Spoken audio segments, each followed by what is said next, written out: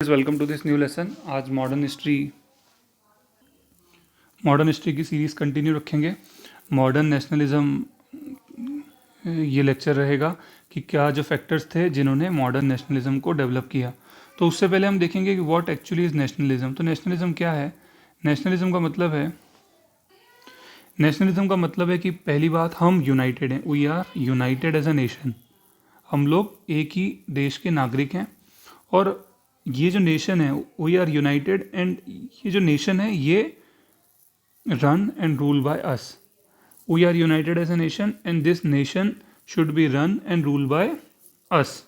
ठीक है, मतलब ये नेशन हमारे द्वारा ही चलाया जाना चाहिए। तो क्या फैक्टर्स थे जिन्होंने ये नेशनलिज्म को डेवलप किया?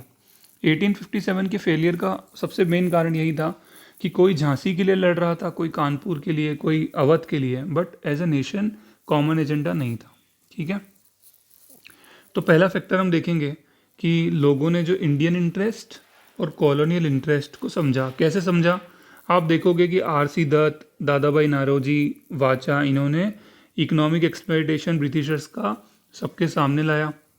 ठीक है, उन्होंने बताया कि ब्रिटिशर्स का मेन मोटिव क्या है, इकोनॉमिक एक्सप्लॉयटेशन है। और कॉलोनियल जो आपके इंडियंस का इंटरेस्ट क्या है? इंडियन का इंटरेस्ट सबकी भलाई है, फार्मर्स की भी, ट्रेडर्स की, जो आपके लैंडलॉर्ड्स हैं, ज़मींदार हैं, उनका भी भला होना चाहिए, जो आपके वर्कर्स हैं, डिप्राइव्ड सेक्शन है, सबका। तो उन्होंने समझा कि इंडियन इंटरेस्ट अलग हैं और कॉलोनियल इंटरेस्ट अलग हैं, हमको एज अ नेशन जुड़ना पड़ेगा। Political, administrative and economic unification of the country. अब देखो, आप देखोगे कि ब्रिटिशर्स के टाइम में क्या था कि सभी पे एक ही नियम लागू हो रहे थे, पॉलिटिकल। अब पॉलिटिकल आप देखोगे कि सब क्या हैं, जैसे मौर्यास है, तो जब मौर्यास थे तो मौर्यास ने बहुत बड़े रीजन पे रूल किया था। ब्रिटिशर्स थे तो उससे भी बड़े रीजन पे रूल किया।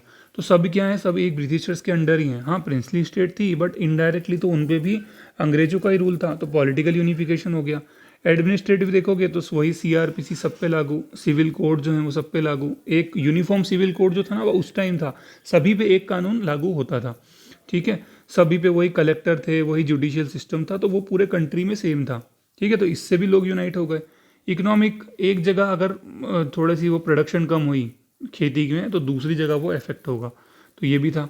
ठीक है, तो इस तरह से भी यूनिफिकेशन आ गया था। Western thought and education. Western education कौन लाया? लॉर्ड मेकाले लाए, अपने फ़ायदे के लिए लाए थे क्योंकि उनको बाबू बनाने थे। बट ये एजुकेशन का इंडियन से कैसे बेनिफिट हुआ? उनको जो वॉल्टेयर, रोसियो, वॉल्टेयर, ये जो आपके जो लिबरल थिंकर्स थे, उनको पढ़ने का मौका मिला। तो उसमें उन्होंने ये देखा कि एक ब्रेव की तरह जीना वो ज़्यादा अच्छा है, कोवर्ट की तरह मर जाओ वो बुरा है। ठीक है, उसके बाद उन्होंने थॉट देखे कि सबके सबके पास फ्रीडम होनी चाहिए, राइट्स होनी चाहिए। इंग्लिश जो लैंग्वेज डेवलप हुई थी उसने कम्युनिकेशन में हेल्प करी। नॉर्थ का बंदा साउथ के बंदे से बात कर सकता था। लोग पढ़ने के लिए इंग्लैंड जाते थे तो वहाँ देखते थे कि कैसे उनको डेमोक्रेसी है, कैसे उनको राइट्स मिले हुए हैं, और यहाँ पे जो अंग्रेज रूल कर रहे हैं हमारे ऊपर, तो वो हमको राइट्स नहीं दिए गए हैं। अगला पॉइंट है कि प्रेस और लिटरेचर का जो डेवलपमेंट हुआ, तो आप देखोगे कि 1877 के अराउंड 169 न्यूज़पेपर थे, और 169 न्यूज़पेपर वर्नेकुलर लैंग्वेज में 1 लाख लोगों में सर्कुलेट हो रहे थे। तो वो जो आपके न्यूज़पेपर थे वो एक तो ब्रिटिश एक्सप्लॉयटेशन के बारे में सबको बताते थे, और उसके बाद ये भी बताते थे कि पॉलिटिकल एजुकेशन क्या है, उनकी राइट्स के बारे में बताते थे। ठीक है, तो ये जो मास मूवमेंट हुए बाद में उसमें प्रेस का बहुत रोल था। 1857 के रिवोल्ट की एक बुक आई थी वी.डी. सावरकर के द्वारा, तो वो उसकी इलीगल कॉपीज़ बनी, तो वो किसकी मदद से बनी? वो प्रेस ही था। ठीक है, उसके बाद जो अगला पॉइंट है वो है आपका कि डिस्कवरी ऑफ इंडियाज़ पास्ट। अब क्या हुआ, कुछ जो आपके अंग्रेज थे उन्होंने, आपने देखा कि इंडस वैली सिविलाइजेशन और जो हिस्ट्री की जो डिस्कवरी हुई वो अंग्रेजों के टाइम ही हुई। ये मैं मानता हूँ कि अंग्रेजों ने जो आर्ट एंड कल्चर में जो डिस्कवरी हुई वो ब्रिटिशर्स ने एक अच्छा काम किया। तो मैक्स मलर थे, विलियम्स थे, इन्होंने देखा कि इंडिया की जो पास्ट था वो कितना अच्छा था, ग्लोरियस था, तो इससे भी लोगों में कॉन्फिडेंस डेवलप हुआ। स्वामी विवेकानंद ने बताया था काफ़ी इंडिया के पास्ट के बारे में। रिसर्चेज हुई कि इंडो आर्यंस और यूरोपियंस ये सब एक ही लीनियज से आए हैं।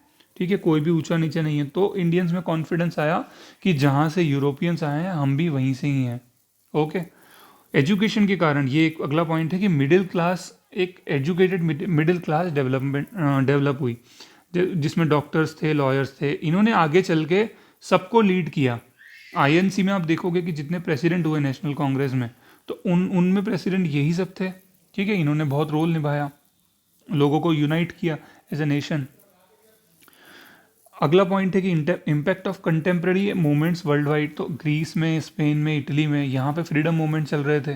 तो ये अगर इतने छोटे यूरोपियन नेशंस फ्रीडम अचीव कर सकते हैं तो वाई कांट वी। तो इस तरह से भी नेशनलिज्म डेवलप हुआ। उसके बाद Lord Lytton, reactionary policies and racial arrogance of rulers. तो लॉर्ड लिट्टन थे, क्या उनकी देखो, एक तरफ फेमाइन पड़ रहा है और एक तरफ आप दरबार लगा रहे हो।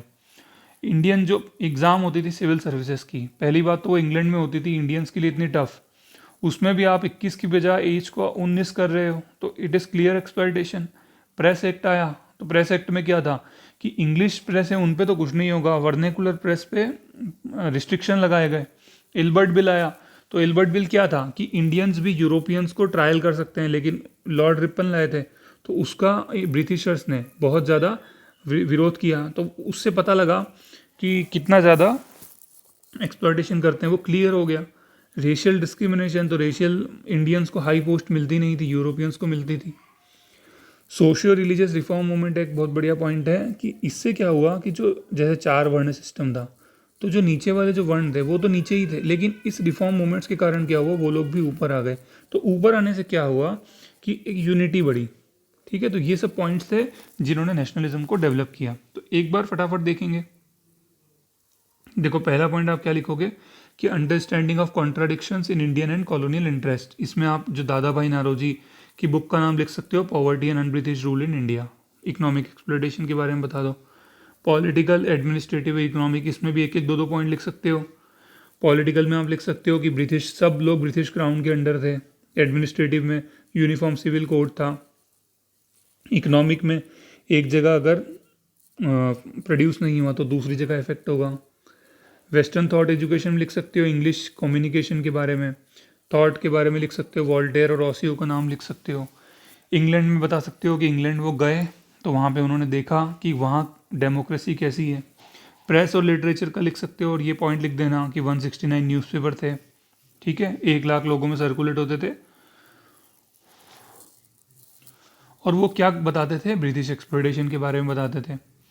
रीडिस्कवरी ऑफ इंडियाज पास्ट लिख सकते हो, नाम लिख देना मैक्स मूलर का, स्वामी विवेकानंद जी का। ठीक है, ये लिख देना। मिडिल क्लास, जो एजुकेटेड मिडिल क्लास डेवलप हुई, उसने लीडरशिप प्रोवाइड करी, उन्होंने भी as a nation nationalism develop किया। ठीक है, तो ये लिख सकते हो।